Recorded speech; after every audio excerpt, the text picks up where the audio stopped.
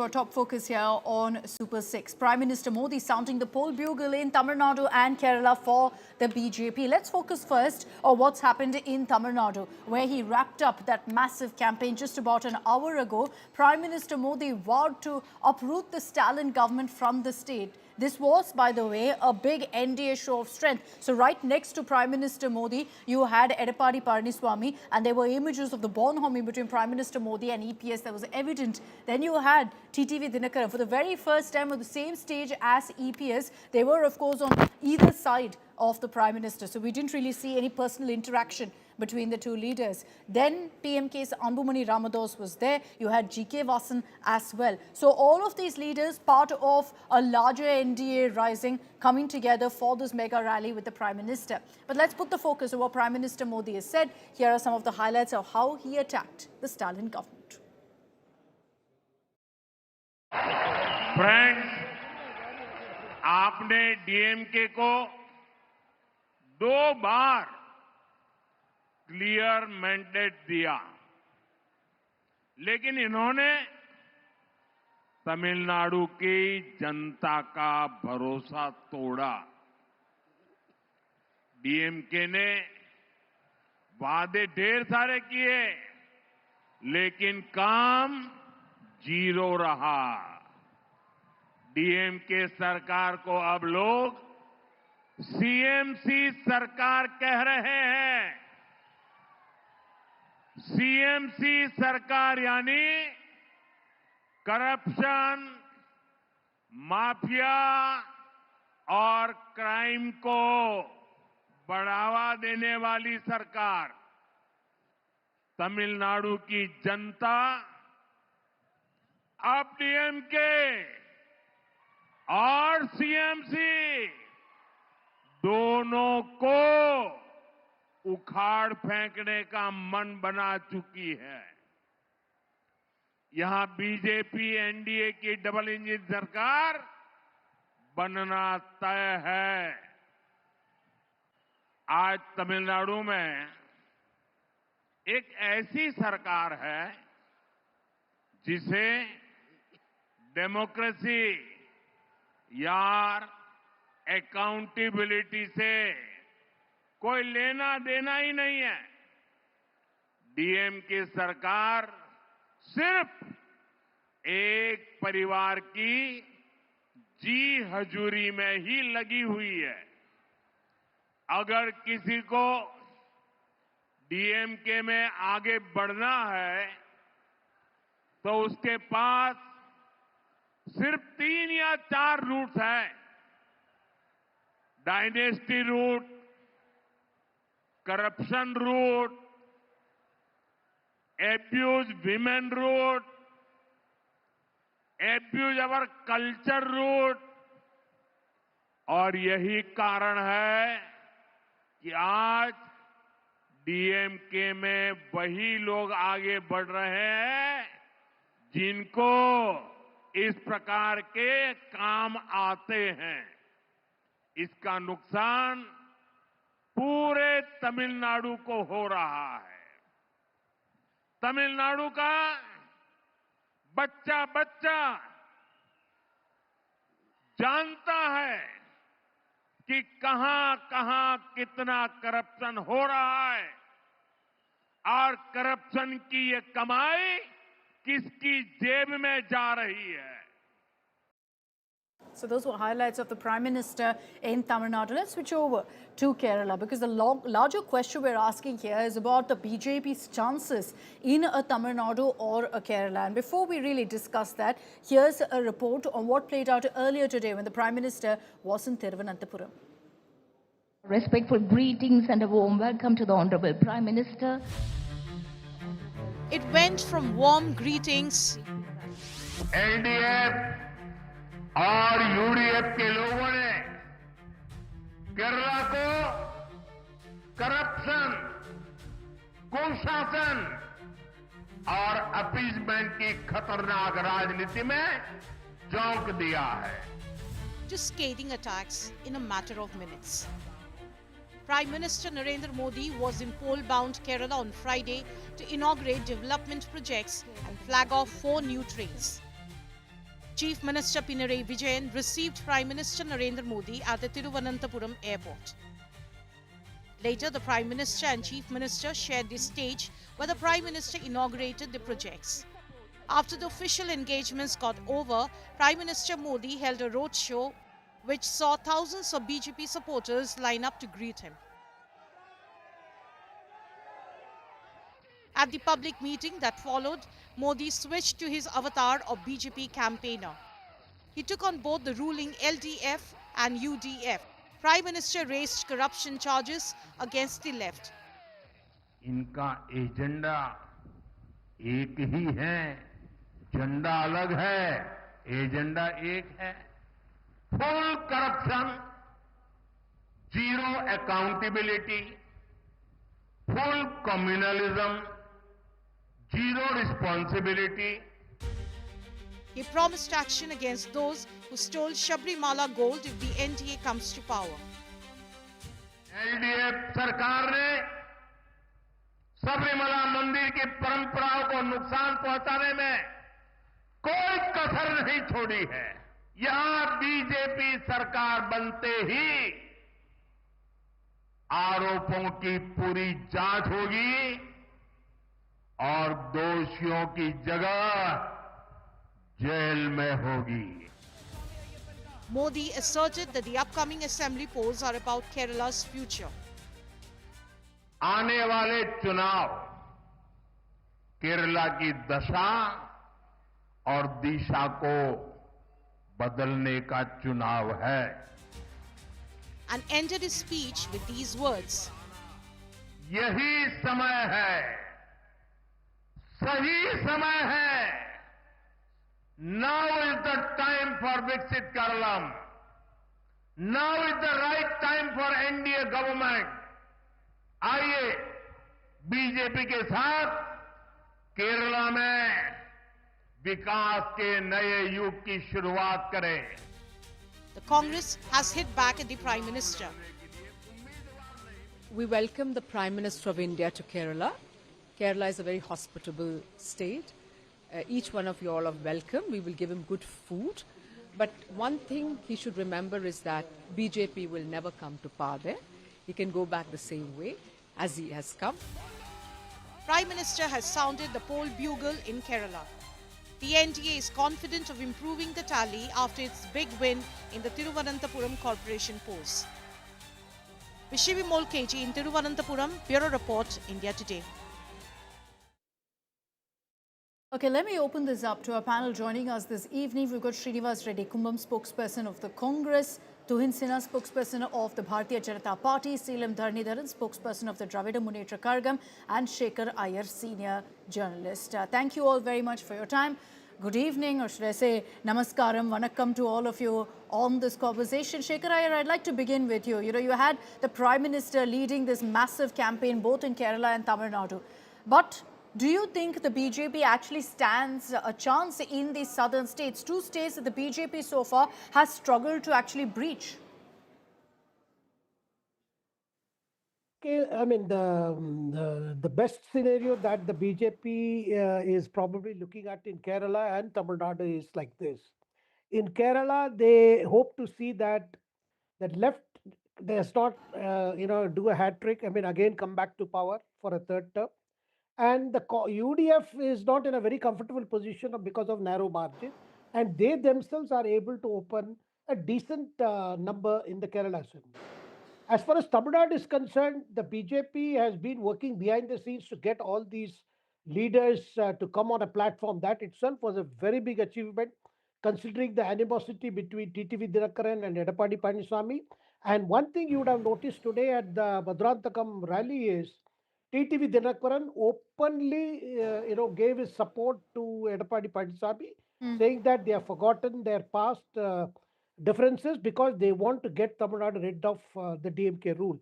That's a big message to the AIDMK cadres who have been upset that their two leaders have been on a war path. So that's the kind of message that the BJP is working, and this effort of the Prime Minister would be largely to unite the anti-DMK votes which these other parties are bringing, like the presence of Anbavadi Ramdas is also interesting, though Patali Makkal Katchi has been having a mega father-son fight. But overall picture in terms of BJP's long-term strategy for both the states is that if they can ensure that DMK does not come back to power, is short of numbers, Yeah. BJP will consider it a big achievement. Similarly, in Kerala, even if the Congress were to come back, but if it is reduced margin, that would see a lot of instability given narrow margins by which candidates win in Kerala. Okay, so interesting analysis there. I think you've summed it up as far as both Kerala and Tamil Nadu are concerned. Let me bring in the Congress first on this broadcast. Srinivas Reddy, looking at the Prime Minister's speech in Kerala particularly, many would suggest, experts too would suggest that the BJP perhaps is on the rise in Kerala. Is there a cause of concern for the Congress, which is looking ideally to come back to power in a state like Kerala in a few months? Seeing Prime Minister's Modi's speech today, I would feel that BJP is probably dreaming of coming into power in Kerala, because Kerala and in entire South India, if we are taking, we can see that South India here the elections are mostly based on local issues. Then personality-based politics happens here. Regional-based politics happens here, and it's mostly the regional parties which are strong here. In some states, likewise in Kerala, I mean Karnataka and Telangana, we have the Congress in power. In Andhra, if we see, it's only BJP is only an alliance partner over there with about eight seats over there, but they claim that they are in power. Similarly, they are probably thinking that in Kerala they might come to power. They have one MP seat over there, and they have one mayor who has won just recently. And probably it's a good try for them, but definitely I don't think it is a possible scenario there. Tuhin Sinha, your response, is this merely a pipe dream then for the BJP to be able to conquer a Kerala or a Tamil Nadu? Well, good evening, everybody. First of all, very happy Saraswati Puja to all. Well, certainly in Kerala and Tamil Nadu, BJP is going to come up with its best performance till date. And for Congress to, say that we are dreaming of coming to power, Congress should worry about its existence because, even in across the country, Congress seems to be facing an existential crisis, including at the local body. Now, when it comes to Kerala, we are facing a duopoly which has ruined the state in every possible way. Corruption is at an all-time high, but more than corruption, it is the radicalization which both of these groups have encouraged over the last 2 decades. Congress has an open alliance with the Jamaat. When we question them over the alliance and Jamaat, rooting for an Islamic state, they have no answers. Khalid Mashal, held a conference in Kunur barely 2 weeks after the Israel attack. Not one Congress leader, not one CPIM leader had the courage to attack that. So that is the reality of Kerala. When it comes to Tamil Nadu, obviously corruption is at an all-time high. The anti-incumbency factor is going to, play in a very big way in Tamil Nadu. And we are cobbling up an alliance which will hit at that anti-incumbency factor, which will make sure that the DMK crumbles at the right moment. Dharanidharan, your opening comments on what the Prime Minister said today in Tamil Nadu. Tuhin Sinha also suggesting that, look, this is an alliance that's going to win in Tamil Nadu, that there is a great deal of anti-incumbency. And the Prime Minister in his speech put the focus largely on corruption, on misrule, saying that, law and order has gone to the dogs. He's talking about a drug issue, all of that in Tamil Nadu. No, whatever the Prime Minister may say, the facts will have to be discussed based on the fact, based on data. Even the NCRB data says Tamil Nadu is the safest state in India for women. All the crime rates in comparison to 2016 to 2021, in Tamil Nadu has improved. It has improved drastically. Also, if you look at the top 10 safest states in India, for all metrics, Tamil Nadu ranks in the top 5 or 6. It's only the BJP rule states that are in the bottom 5, the worst states for law and order. That is the fact which Prime Minister should acknowledge. People in Tamil Nadu have cell phones, they can go on Google. Now there is Grok, now there is Chat GPT, and also Google, where people can get to the official documents and know the truth. So Prime Minister should know if there is corruption, right? Why isn't the central agencies not able to prove any corruption against the DMK members? But central agencies have flagged it. Dharanidharan, central agencies, the ED has repeatedly flagged it, asking for investigation. I don't. Where is the conviction? EDs conviction rate is 0.01%. So there is ED, CBI, income tax. If at all someone has made corruption, then there has to be a proof, and then the proof will have to be taken into consideration in the court, and court will have to give a verdict. As of now, all my ministers on whom accusation was casted are acquitted. That is point number one. Point number two, Tamil Nadu ranks better than all BJP ruled states in socio-economic metrics. Our CM has launched number of schemes that serves an example not just to India but to the world. For example, morning breakfast scheme. After Tamil Nadu, UK and Canada launched the same scheme. Okay. Pudumai pen system, 1,000 rupees to government school girls going to No, college. point taken. Tuhin Sinha, ultimately the DMK's contention is this, that Tamil Nadu is one of the best performing states. Look at any metric you want, and they constantly refer to this as the Dravidian model. So will this narrative that, there's misrule in Tamil Nadu actually work on the ground?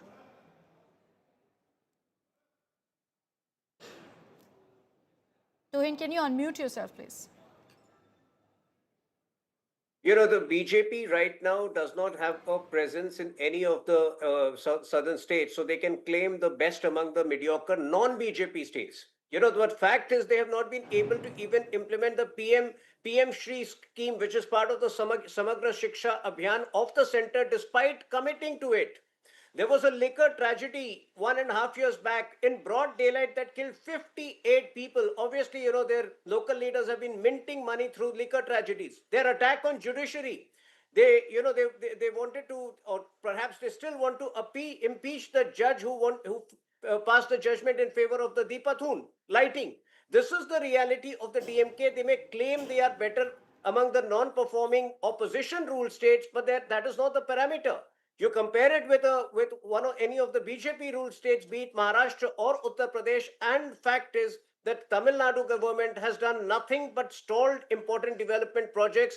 And no, but are you suggesting that in Uttar Pradesh, like a state like Uttar Pradesh's economy is better than that of Tamil Nadu's? If you have to compare it from 2017, the journey of Uttar Pradesh, the transformation, the metamorphosis from a Bimaru state into one of the states which is getting maximum investment, Tamil Nadu was always ahead in many of the parameters.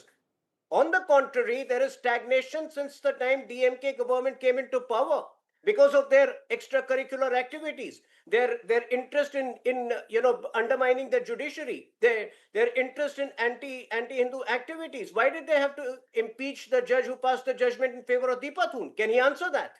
Can I just come in? Dharanidharan, go ahead. See, I'm not going to get into all this religion, spirituality. BJP does not have any development to show. They want to bring religion into it. I will only say air pollution in India is the worst. R&D spending in India is the lowest. Sanitation in India ranks 120th or 122 countries.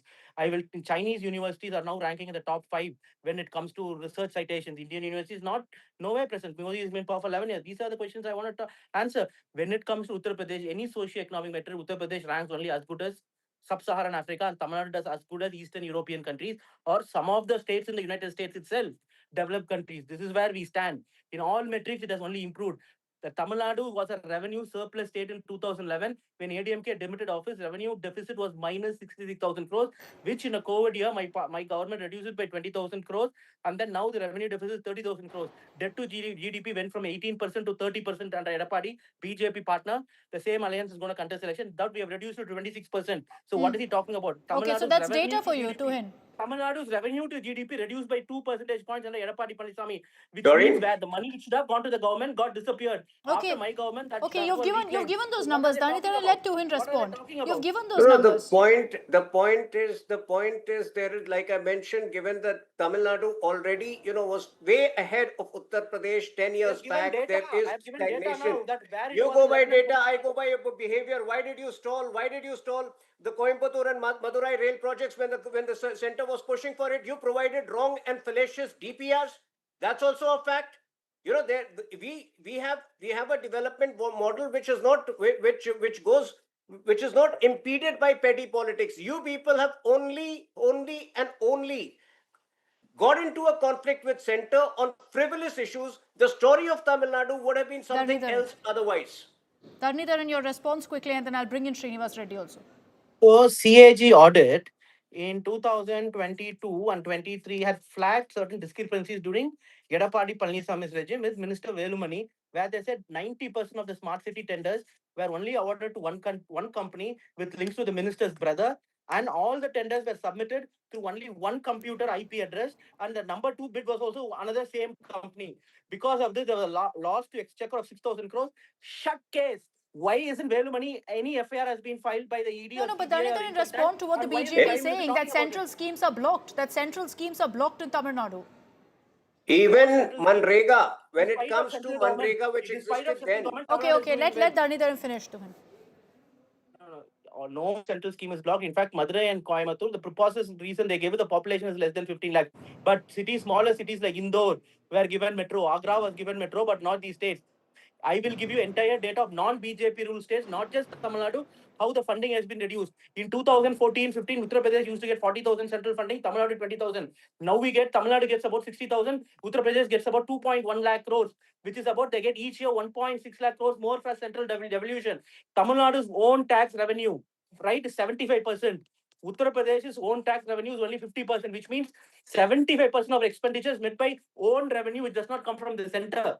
That is the fact. So earlier Okay. it wasn't the case. So our own revenue has increased. The central transfer has reduced, which means we are doing good administration despite central not allocating the fund. Right. And our growth rate is 11.2% in compared to India's growth rate of 6.7%. India is Tamil Nadu, the fastest growing state in the last 5 years. Okay. You compare it to any state, our growth rate is highest, which is the Okay. data which is Reserve Bank of India. So Tuhin, what your are we response talking here? particularly on no, what, no, particularly what Dharanidharan Corruption raised you're on not value money? investigating. I So why are have, they not talking about Akshita, SC I money? have very clearly specified the data, the cherry picking of data can be misleading. Bihar reported a 14.5% GDP growth rate.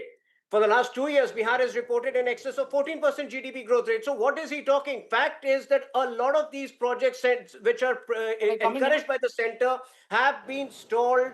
Even, in the last election. Akshita, Hold I will on, quickly come in Dharanidharan, here. hold on. Let Tuhin In the last finish. No, elections, Dharanidharan, hold on. Yeah. in the last elections, they promised they would raise the Manrega scheme, which has now been replaced by VBG Ramji bill. They promised they would raise the 100-day work guarantee to 150. Did they do that? They did not do that in the last 5 years. Till we brought the VBG Ramji bill, last month. So they have made a lot of promises. They have not delivered on it because their focus was on some extracurricular activities, particularly undermining the judiciary, particularly undermining the Hindu faith, which we have seen them do time and again. Dharanidharan, go ahead. Akshita, I'll have to come in here, okay? Yeah, please, quickly, and then So I have to in bring in the other maths, panelists. for example, in a school exam, right, when your mark is 10 out of 100, you get from 10 to 20, the percentage increase 100%. Similarly, if you are scoring 90 out of 100, if your mark is 99, your percentage increase 10%. That is why in the world, developed countries growth rate is 2%, and underdeveloped countries growth rate is very high. The fastest growing country in the world is, I think, Congo, 28%, or South Sudan, 28%. So Tamil Nadu, being the developed state in India, still we are maintaining 12% growth rate, twice higher than India as an achievement than an underdeveloped state having a double-digit growth rate. So that is how it works. You look at you compare Norway's growth rate and some sub-Saharan African countries' growth rate. Okay, So I've despite given. that, it's going faster than underdeveloped states. It's a fact that shows the administrative ability of my chief minister. Okay. Manrega, drastically the funding was reduced each year by the union government, despite contrary advice from Nobel laureates such as Abhijit Banerjee, Esther Duflo, so on and so on. I can keep saying. And even this scheme, with the new scheme that they brought in about, is only about state funding. State has to put in a major chunk of So money. I've given both you, Dharanidharan and Tuhin Sinha, a chance to counter each other. Let me bring in Srinivas Reddy also before I wrap this up. Srinivas Reddy, putting the focus really on the Congress's performance right now. Looking at the fact that the Congress in both Kerala and Tamil Nadu is hoping they have a chance, and Tamil Nadu, of course, with the DMK in an alliance. Is the Congress also looking at how the BJP is putting the focus on these two states? For the Congress, ultimately, the South matters the most. Yes. For the Congress, definitely South matters the most. For BJP, if you are looking at BJP, they have always given stepmotherly treatment to South India. Even now, what they are trying to do, they know that they are not definitely not going to break the southern barrier here. So what they are trying to do is they are trying after the delimitation. No, but you see the numbers. For example, in Kerala, you see the numbers, sir, they are on the rise. As our dear friend from DMK has said, that definitely if a person gets 10 marks, definitely if we get 12 marks after 20 marks, it's 100% rise. Their vote share, their vote pattern, whatever is there in South India is a different story altogether. Here, they are trying to, increase the number of parliament, decrease the number of parliament seats, because they definitely know in the next election, they are not going to get anything here. So they are The BJP is trying to increase the number of seats in northern India based on population, based on And that's a the false Okay. claim. delimitation. Tuhin, They quickly, I'll give you a definitely know chance to what is respond, going and to then I'll happen. bring in know, Shekhar They Iyer. know very well what's Tuhin, going to quickly. happen in South India. They are not definitely not going to come back to power here. Okay. Okay, Tuhin.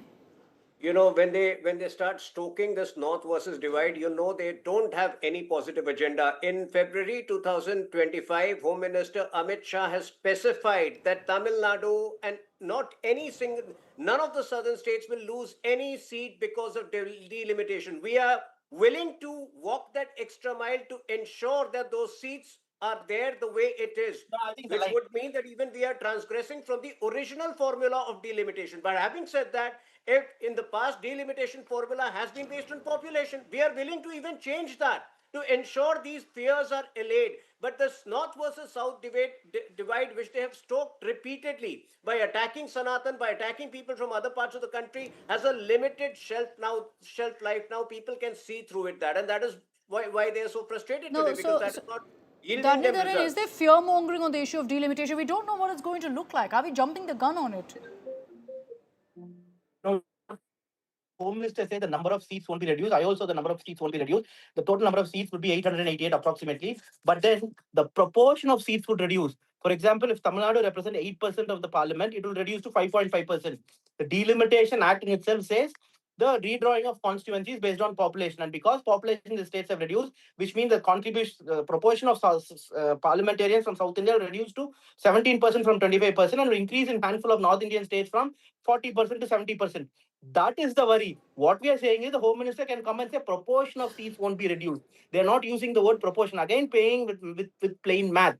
That's all the whole point is. They should first freeze delimitation, like how Vajpayee did and Indira Gandhi did, and then have a discussion with the states, and then tell this is what we are going to do. Because delimitation automatically lapses, the constituencies will have to be redrawn based on the population. Let me just... Because Okay, gentlemen, I'm just going to press pause. I'm going to come to you, Tuhin. Give me a moment. I just want to get in a reaction that's coming from Tamil Nadu Chief Minister M.K. Stalin to what Prime Minister Modi has said.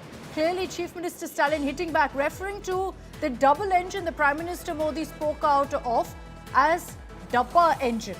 Essentially, there is like an empty engine, if I were to translate that for you. He's saying that won't run in Tamil Nadu.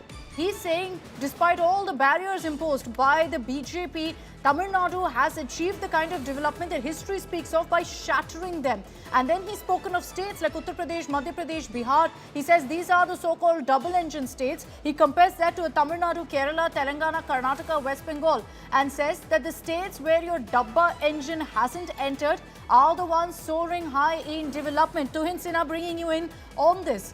A comparison where he's essentially looking at BJP-ruled states saying your double engine doesn't work. This is what the Tamil Nadu Chief Minister says.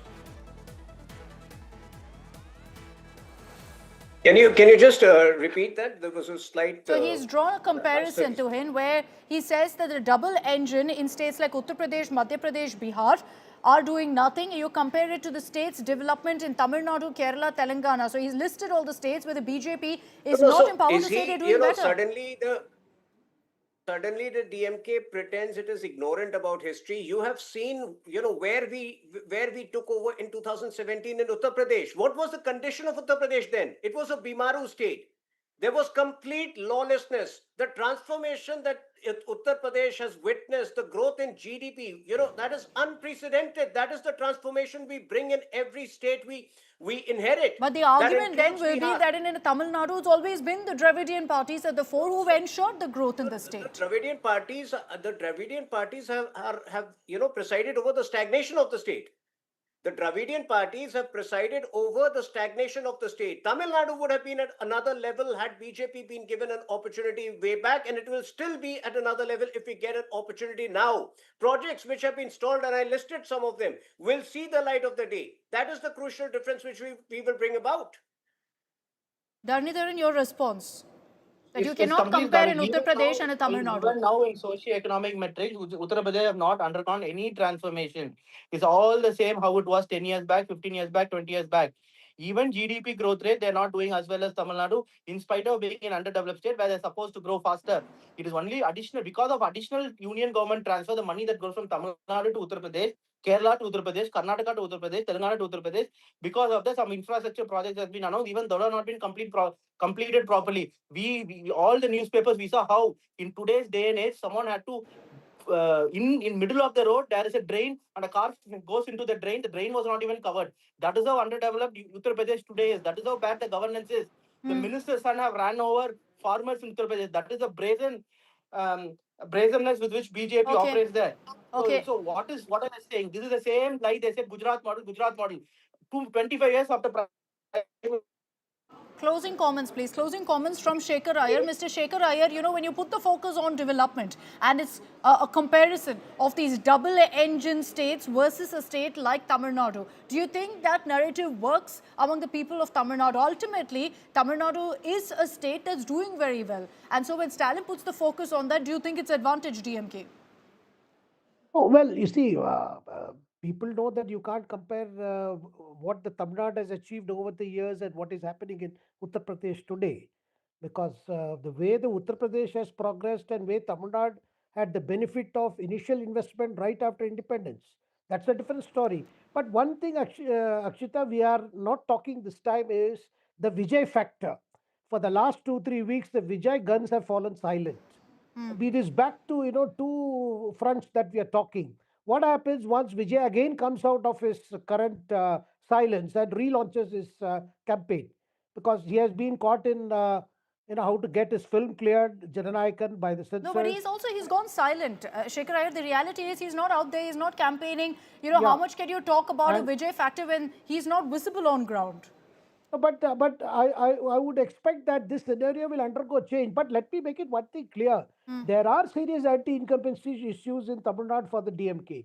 But the DMK is counting on the various bonanzas it has announced for the government employees, for women, for farmers. All that has come in the last minute.